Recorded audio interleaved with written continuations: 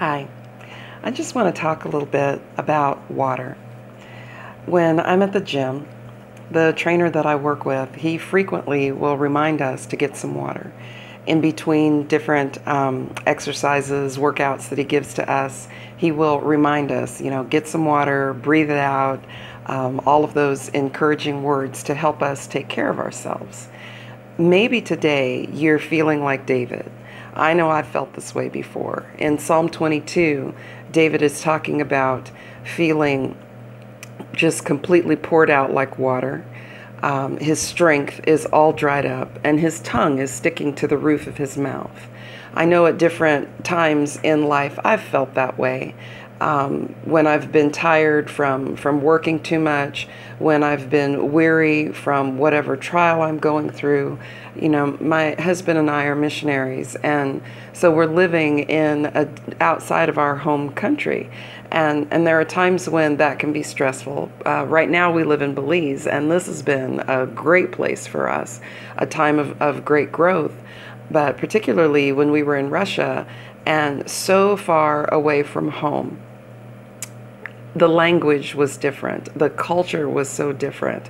And there were times when we just felt completely dried out, completely dried up.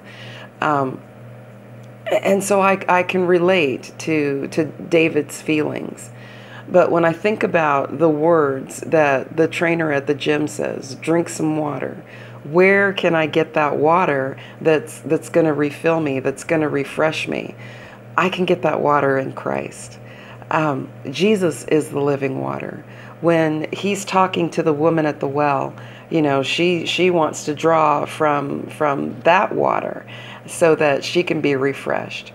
But he's telling her that if you drink that water, you're just going to get thirsty again. But if you drink the water I give you, you will never thirst again.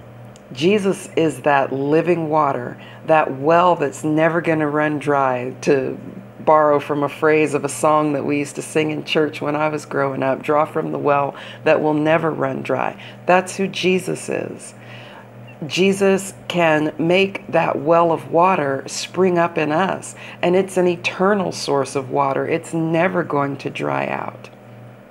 So if you're in a hard place, if you're going through a desert experience where maybe you can't feel his presence around you, that's a time when you need to draw closer to him, maybe through getting into the Word, maybe through going to the church, maybe through joining a Bible study, a small group of people that can help you stay well-watered, stay well cared for. In Hebrews 10, believe it's verse 24, we're not supposed to give up meeting together as some are in the habit of doing. If we give up spending time with other believers, if we give up spending time in the Word, if we give up drawing from the well, then we're living on our own resources, and we are going to feel like David, completely poured out, all dried up, with the tongue sticking to the roof of our mouths. Draw from the well of Christ. Keep drinking that water that is never going to run dry, that will always be there to quench that thirst that you have. Take care.